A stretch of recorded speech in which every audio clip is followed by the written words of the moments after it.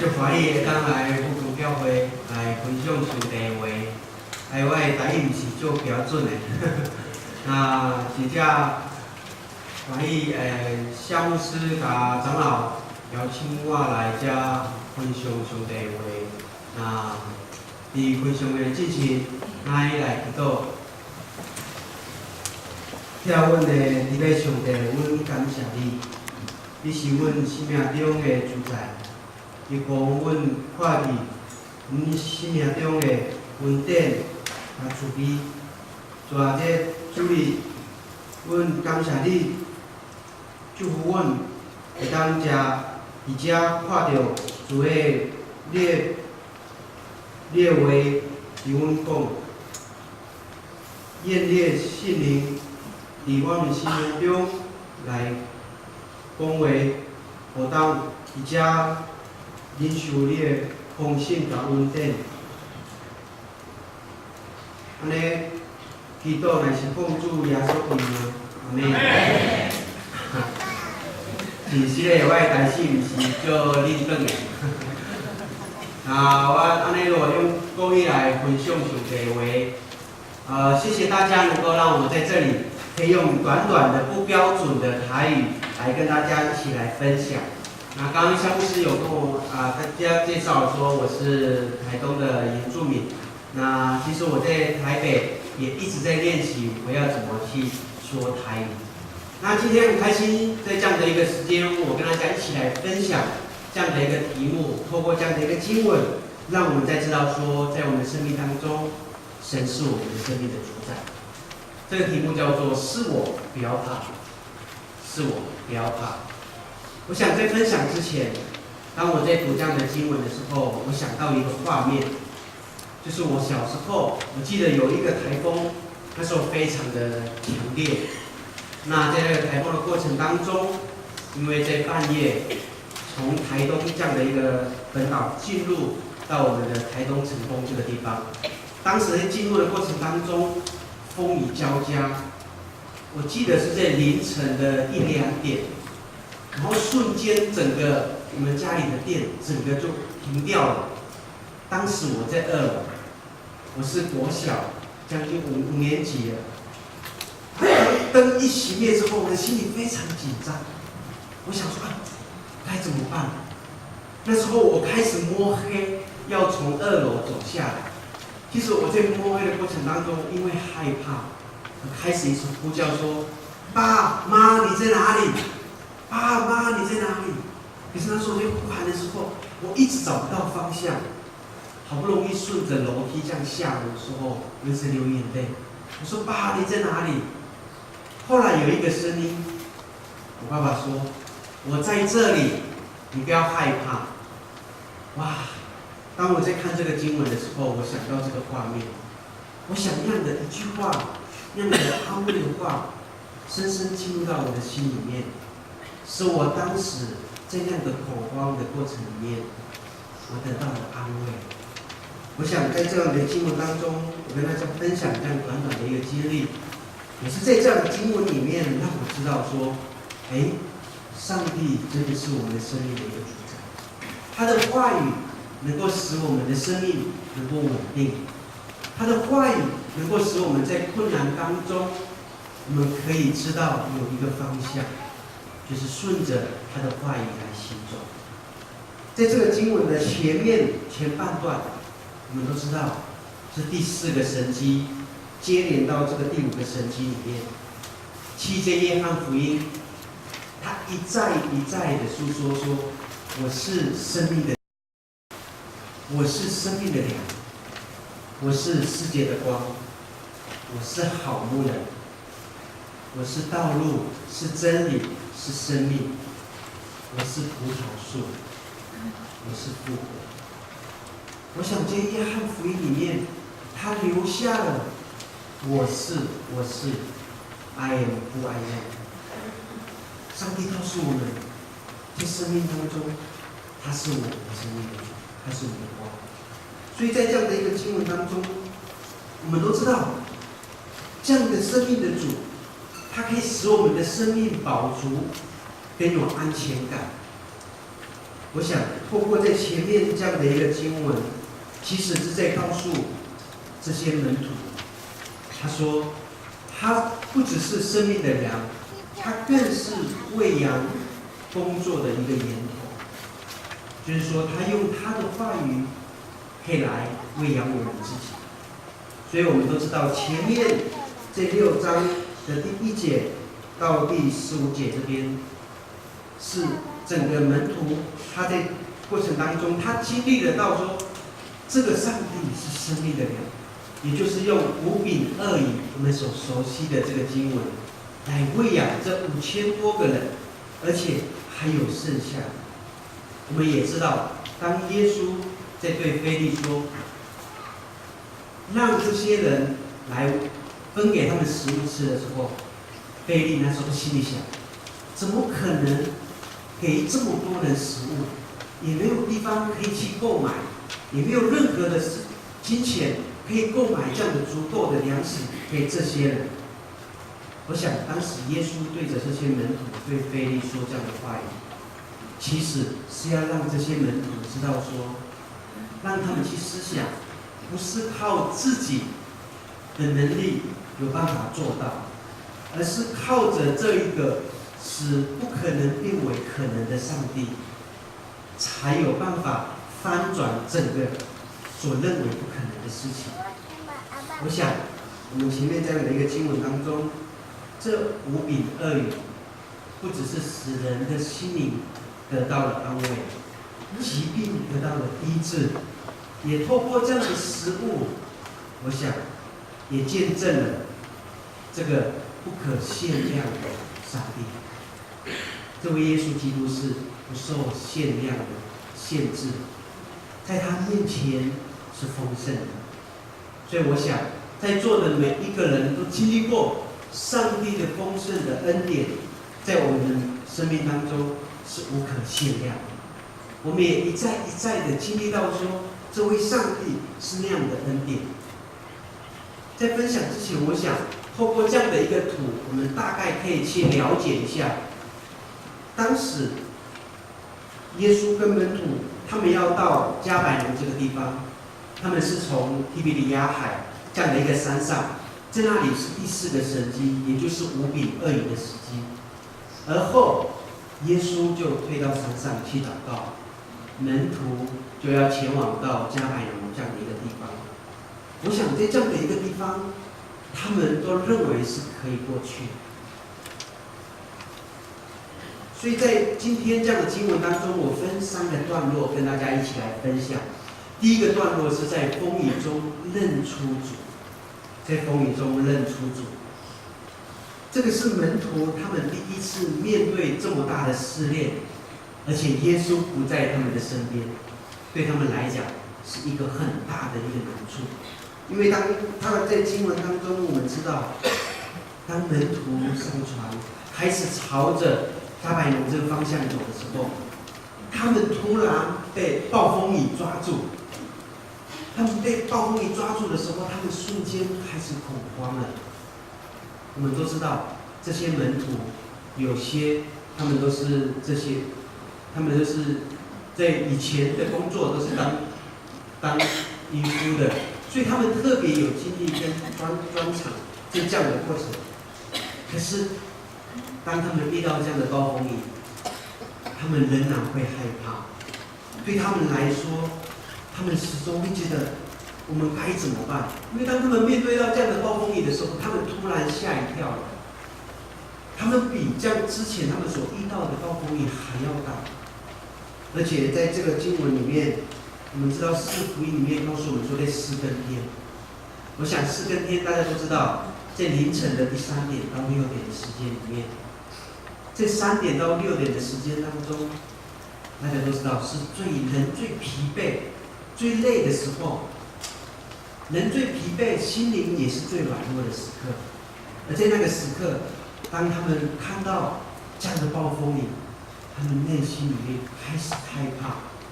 而且拼命的跑。耶稣在山上祷告的时候，看到了门徒面对到这样的一个困境，他知道他们需要帮助。所以他们开始在摇的过程当中，耶稣一步一步的走近，就像这个经文一样，一步一步的走近他们。可是门徒，我们都知道，在经文里面，当他们看到耶稣的影子的时候，他们突然吓一跳，他们说：“是谁？是谁？是不是使我们要受到更大的一个惊慌，或者是要收取我们的性命？”可是经文告诉我们说什么？这边在告诉我们说，耶稣对他们说：“是我，不要怕。是我，不要怕。”当门徒看见耶稣，而且耶稣也对他们说：“是我，不要怕”的时候，那样的一个慈爱、坚定的话语，那样的熟悉的话语进入他们的耳中的时候，他们内心里面瞬间的平静下来。其实那样的话语、那样的声音，除去了他们害怕的心。我想不知道大家曾经是否有害怕的时候，在你们害怕的时候，你没有呼求神。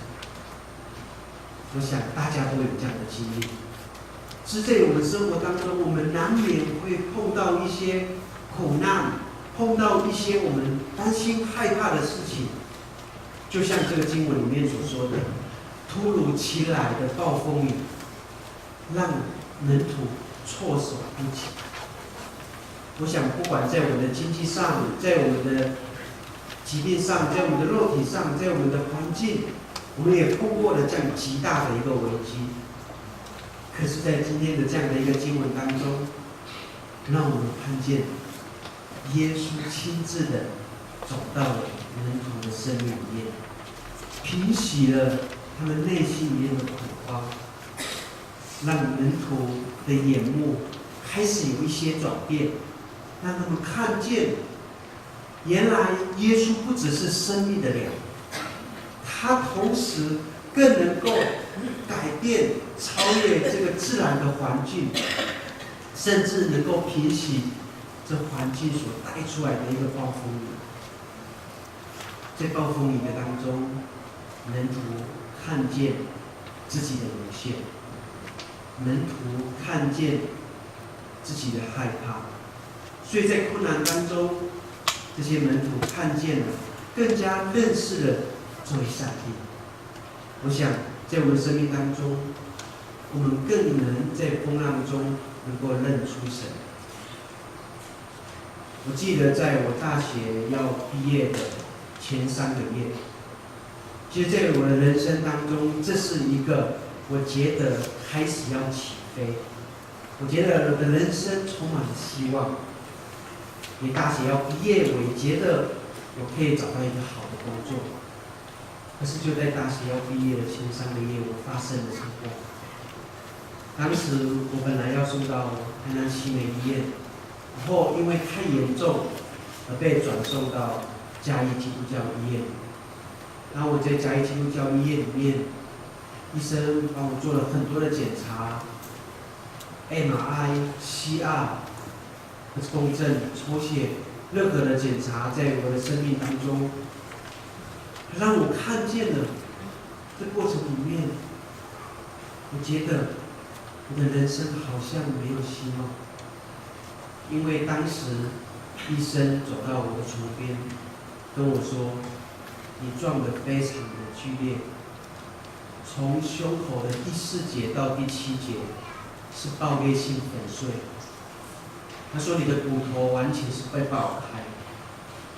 他说：“你是完全性损伤。”当时我根本听不懂这样的一个名词。后来我跟这个医生说：“我不知道我的情况是怎么样，可以更清楚的告诉我。”可是医生那时候就说：“你要有心理准备，你一辈子都没有机会再站起来行走。”讲这样的话语的时候，我内心非常的难过。我觉得我的人生应该有希望，为什么一场车祸就导致我失去了原本该行走的功能，失去了我下半身原本可以控制的身体？后来被转送到加护病房的3天当中，我的内心非常害怕。在那3天当中，我的眼泪一直不停地流下来，我非常恐慌，我不知道该怎么办。身边没有一个人我认识的。那时候的父母亲从台东连夜赶到嘉义，在这过程里面，突然我想到，我还有一位真上帝。在加护病房，我呼求神说：“主，求你救我，求你帮助我，我需要你。我现在不知道该怎么办。”我也求上帝说：“饶恕我，赦免我。”在加护病房的3天当中，第3天我祷告的时候，我看到墙壁上有2句经文，这2个经文叫做“压伤的芦苇它不折断，将残的灯火它不吹灭”。就这2句话，平息了我那时候内心里面的不安跟恐惧，平息了我那时刻的担心以及害怕。就因为这2句话，深深的帮助我，稳定我，在那个时刻里面，让我知道说，我的生命有这位上帝。原来我的神在这个时刻里面帮助了我，让我再次因着虽然医生所说我以后都没办法再行走，但是神在那个时刻用他的话语告诉我说他与我同在。而后我开了2次的刀，第1次开刀休克，开了11个小时刀，第2次开了9个小时，总共加起来要30个小时。在这个过程里面，非常的痛苦，非常的难熬。那时候在肉体当中的疼痛，一直在对着我的心里面来折磨。我一直思想说：“主，你在哪？帮助我！”我非常的疼痛。在加护病房里面，我的父母亲放着诗歌，让我在诗歌里面找到一个安慰，让我在加护病房的过程当中，我非常害怕恐慌，但是诗歌一直伴随着我，使我的心情更加的稳定。在那个时刻，我才真的知道说，原来在我们的生命当中，当我们认出了这位上帝的时候，神就会真实的走进我们的生命里面。第2个，我想跟大家分享的是，让主走进我们的生命里面。我想这位生命的主，生命的人，他是丰盛的。当他进入到我们的生命里面的时候，他是我们生命里面最大的祝福，也是最大的恩典。我想透过这样的一个经文当中，门徒接待耶稣进入到床上的时候，我看到了这个经文里面的接待，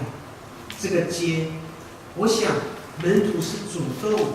愿意的让主进入到他们的生命里面，让主进入到他们的床上。我在我们的生命里面，我也知道，当我们愿意用接让主进入到我们的生命里面的时候，我想在我们的生命里面是我们最大的祝福。因为信是所望之事的实底，是未见之事的确据。因为当我们的信心如果只建立在我们所看见的事情上面的时候，我想这样的信心可能没有这么的稳固。可是当我们的信心是建立在神的话语的时候，我们的生命会开始一点一滴的成长，一点一滴的成熟。也在神的话语当中，我们的生命才开始可以更加的稳固。也因为在那个时刻，我们邀请神进入到心里面，同时我们也是接受神的话语在我们的生命里面开始来运作，开始来改变，开始来翻转。我想这样的一个暴风雨虽然是带给门徒混乱，带给门徒恐慌，但是在这样的暴风雨当中，他们却再一次邀请了耶稣进入到他们的床上，也邀请了耶稣进入到他们的生命里面。并不是门徒不顺服耶稣所说的话，也不是因为门徒做了什么事情使他们生命里面有罪恶，所以导致这样的暴风雨来抓住他们，并不是因为这样，而是在这样的暴风雨当中，上帝让他们去经历在他们的生命当中的一些事情，让他们透过这样的经历，让他们跟神的关系更加的靠近，也让他们在透过这样的苦难，透过这样的恐慌，让他们明白不能靠自己。虽然他们想靠着自己的能力，但是他们终究知道他们自己是有限的，他们无法给予他们自己改变的一个时刻。在这样的一个暴风雨，我想跟我们都一样，我们面对这样暴风的苦难，面对这样的难处，我们可能有时候也会觉得神你在哪里？可是神透过这样的一个试炼，也在熬炼门徒对他的认识，也同时也在提醒我们，在生命里面，我们可以静下来，重新去思想神在我们的生命当中他的计划跟他的美意，也透过在这样的过程里面，让我们知道说神没有离弃我们，他时时都在看顾着我们，他随时都在搭救我们。唯有当我们生命里面有主的同在的时候，我想我们的生命会更加的成熟，更加的稳固。我记得在我的受伤过程当中，我必须要每天复健，才能够使我的身体更加的好转。可是在每一次的复健当中，其实还有很多的痛苦，还有很多的难过，还有很多的无奈无助。可是我每一次在复健的过程当中，我最喜欢做的事情就是我回到我自己的病房里面。虽然在复健里面会很痛苦，会难过，可是每一次回到病房当中，当我一打开神的话语，开始阅读我每一天的进步的时候，神的每一句话语都仿佛在对着我内心里面说话。特别有一次我在复健特别难过的时候，我回到病房里面打开圣经，我看到了这样的一个经文，神说他是我的避难所，是我的力量，是我在患难中随时的帮助。在那个时刻，我才知道说神是我的力量。虽然我凭着我的力量去复健，可是我仍旧没有办法，我仍旧会难过，我仍旧会无助，我仍旧会失望。可是神说他是我的力量，是我的避难所，是我随时的帮助。可在那过程当中，开始让我一次一次开始更多的经历到这位上帝的大能。每当我在回想我在这11年的岁月里面，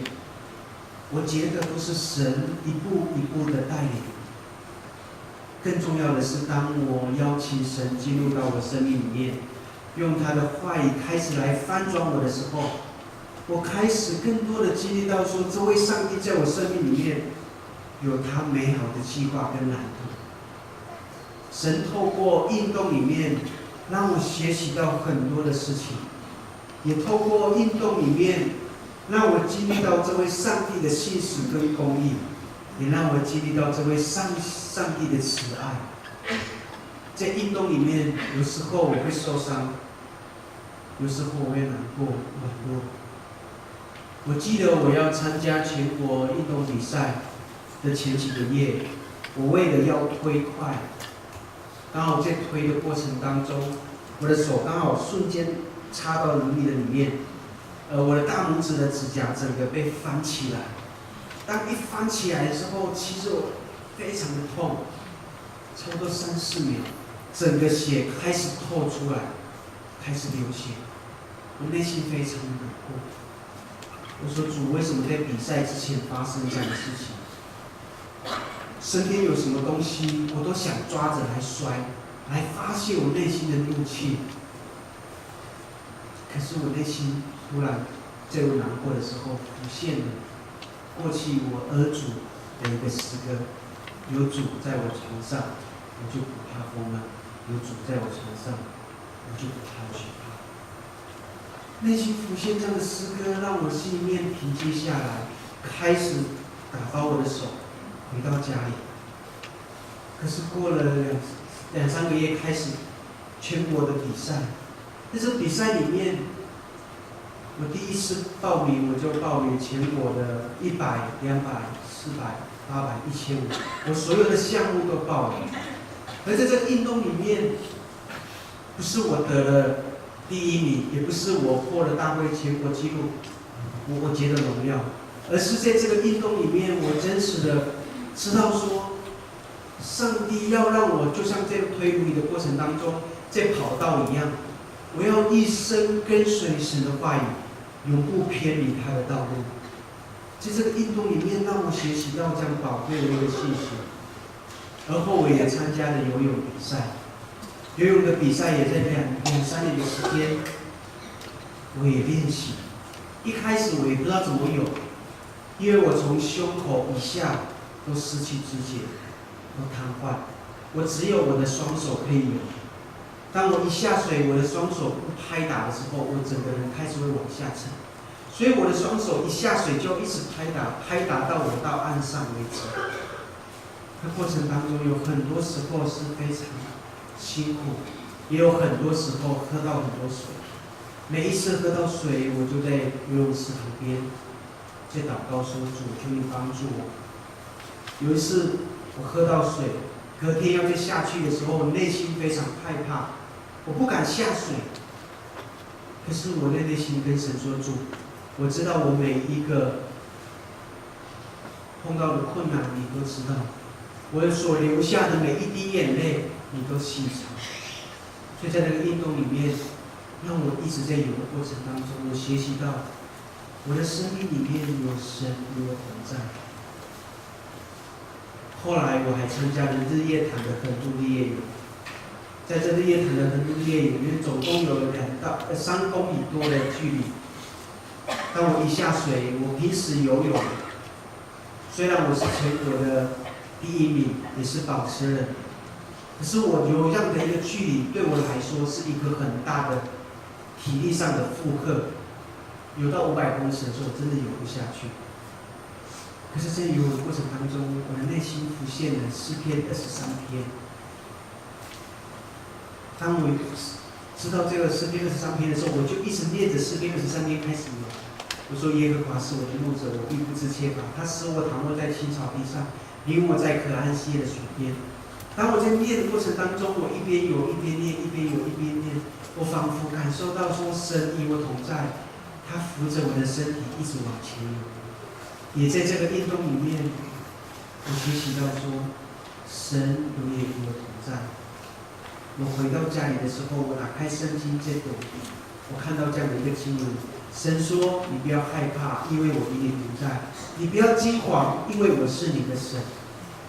我觉得在每个运动当中，神都一直在调整我，让我更多的来认识他，也让我的眼目更多的定睛在他的身上。而后我还参加了射箭的比赛里面，对我来说也是一个很大的挑战，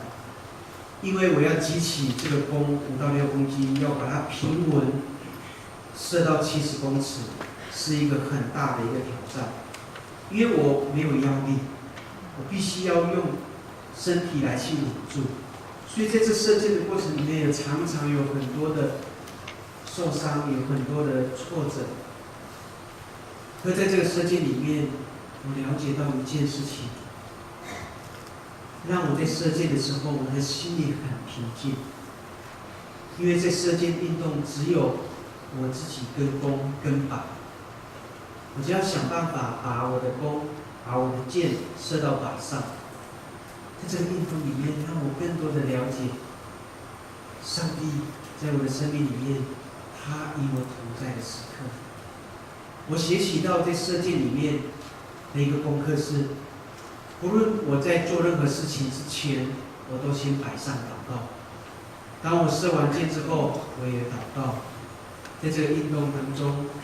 我参加了全国的比赛，也是第1名。后来报了全国的国手选拔赛，这个国手选拔赛也是要代表国家出去韩国比赛。在那个过程当中，我开始这比赛的过程，从16强、8强到最后4强的冠军赛，我面对到的对手每一个几乎都是国手。最后的冠军赛，他是2届的帕运，就是奥运的铜牌。当时他在世界排名也是第1名。而在这过程当中，让我真的是知道说，在射箭里面，神一步一步带领我，到最后的冠军赛。最后我们2个平手，要架设1支箭，来定最后的一个输赢。当我在架设1支箭之前，我非常害怕，心里的心跳一直在跳动。那时候我就开始祷告说：主，把那个大卫面对歌利亚那样的勇气跟能力放在我的身上。我说今天这个旌旗要插在这个土地上，让人看见的不是我，而是你。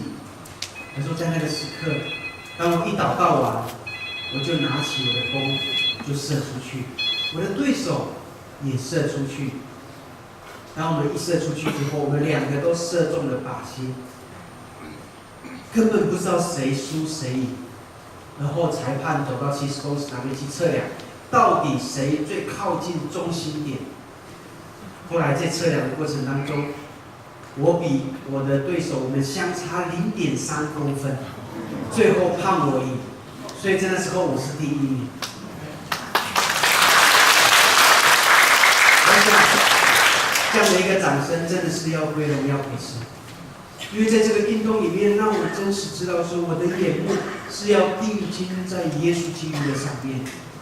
我的眼目定睛在这个靶上。当我读在台湾神学院的时候，我知道旧约最里面希伯来文，它的意思是射不中靶心。我想在运动里面，神告诉我，罪的用意是射不中靶心，而我的眼目也要常常定睛在这位耶稣基督的上面，使我的生命开始有改变。而在这样的一个3个运动里面，让我真真实实的知道说，神怎么样一步一步的带领我。也因着在我那个时刻邀请神进入到我生命的时候，我的生命开始有很大的不一样。也因为神的话语在我的生命里面开始有很多的改变调整，使我的生命愿意将生命献上给神。第3个跟大家分享的是活出生命的深度。我想在我们的生命当中，我们会碰到这种艰难的时刻，我们不知道神要怎么样来帮助我们。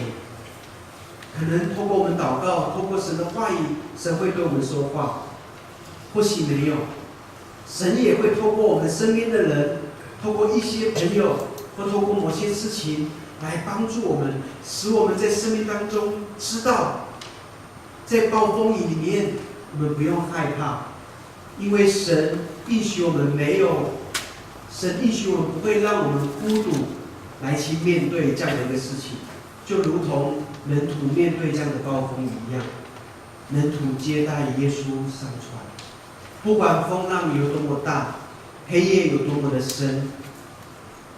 耶稣进入到他们的船上的时候，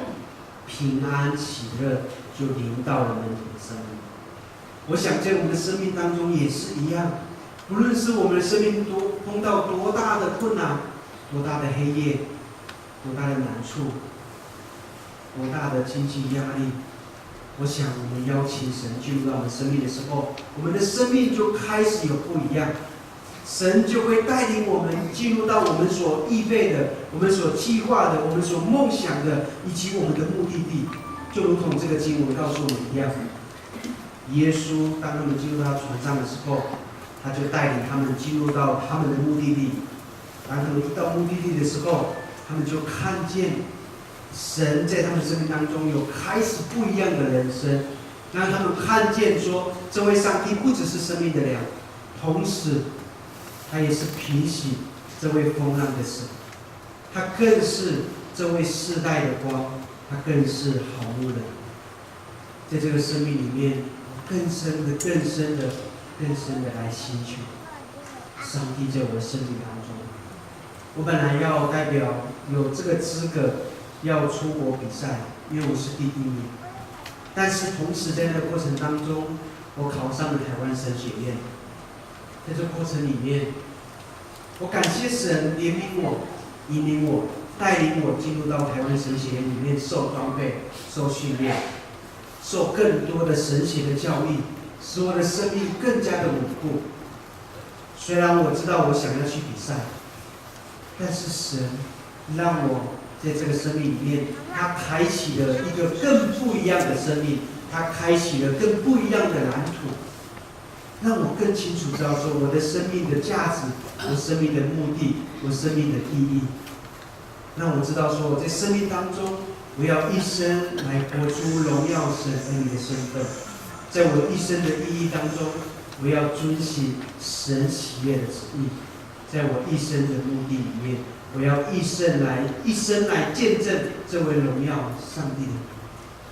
我想在这样的一个3年的受装备的过程里面，我很感谢神，每一天一天这样来带领我，让我真实的知道说，这位上帝在我生命里面有很大的改变。在神学院里面，我最喜欢的就是下课的时候，到十字路口，到广场，到 SOGO， 到星光三叶，来去唱诗歌，来去报福音，来去更多的人来宣扬神在我们的生命当中，他是我们丰盛的主。我想在圣经里面，我们都知道神的作为，神的医治。可是在这11年当中，我经历到神的作为，神的医治，不只是在我们的日常当中，也在我们的生活的每一个角落。当我们孤单，神陪伴我们；当我们无奈，神给予力量；当我们需要医治的时候，神给我们他前辈的能力、医治大能，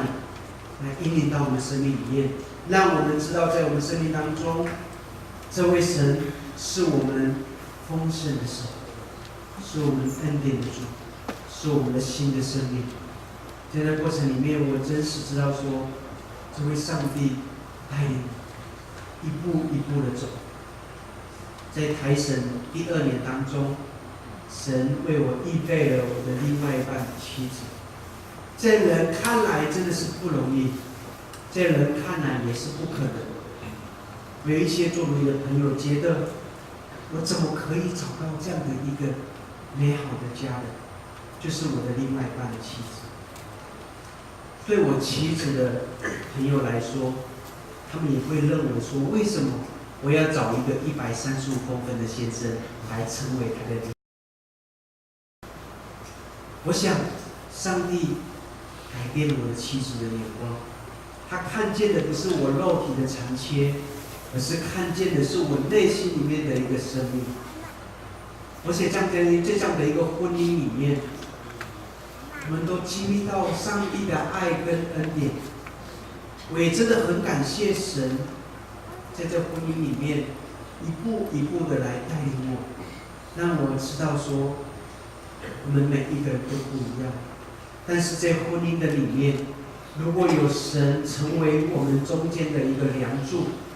我们的婚姻里面虽然会遭受到很多的试炼、很多的事情，但是神会帮助我们。就如同我的妻子告诉我说，我们的婚姻里面就像稳定的一个三角形一样，我们2个之间中间一定要有神，因为它可以连接我们，让我们的距离越来越靠近。我想这个稳定的铁三角也在证明说，婚姻里面如果没有这位上帝，我们很难去面对婚姻当中的任何的一件事情。也在这样的一个试炼当中、难处里面，让我跟我的家人一再的更加的连接。每一次我们都到各地去分享、去见证、去跳舞、去唱诗歌。在我们的生命当中，我们一样遭到很大的难处，我的母亲在8年前受到了恶性的淋巴癌，我的父亲也有珍珠瘤，我们家里受到很多的试炼，一再一再的打击我们。但是神每一次在这样的苦难、难处，一再一再的使我们连结在一起。我的母亲如今还活着，她每一天都很感恩来见证说，若不是神医治她，她没有办法生命能够延续下来。我想在我们的家庭当中所遭遇到的、所经历到的、所体会到的，是如此真实的上帝。在生命里面，这位上帝一再一再的告诉我们，他是我们的救赎主，他是我们的生命的主宰，他是我们的恩典的主。神也开启了我不一样的一个境界，他让我进入到马偕医院里面，成为在业务部里面的义演。在这样的过程当中，我分享，我到各地、到病房里面，跟家属陪伴他们、安慰他们，用神的话语坚定他们，用神的祷告祝福他们。虽然他们不认识神，但透过祷告，我为他们祝福，让神的平安临到他们身上。有很多人经历到的时候，他们体会到，他们为什么这么慢才认识到这位给他们平安的神。我想上帝预备我到这样的一个地方，让我更多的看见说，原来我生命的价值不只是我的肉体的产业而已，而是我的心里面的坚定。也是一再一再的告诉我们说，神告诉我们不要害怕，因为他永远与我们同在；不要惊慌，因为他是我们的神。我们一起来祷告。亲爱的阿爸父神，主，我们满心感谢赞美你。主啊，你是我们生命的主宰，你是我们的救赎主。谢谢你透过你宝贵的话语告诉我们，无论我们在生命当中经历多大的一个试炼，多大的困难，主，我们不用害怕，因为主你与我们同在。主啊，所以我们在这个时刻里面，我们再一次呼喊，我们再一次邀请，求你的圣灵进入到我们生命里面，进入到我们的家庭里面，进入到我们的社会里面，进入到我们的工作场合里面，让我们在生活当中，我们可以见证主，你是我们的生命的主宰。让我们不论在遇到怎样的困难当中，主，我们可以知道，我们的心里面有你，与我们同在，我们就可能平安，我们就有喜乐。谢谢你给我这样短短的时间，在这里可以分享，来见证耶你赐福保守我们每一个人内心里面所求的。我们这样祷告，也是奉靠耶稣基督的圣名，阿门。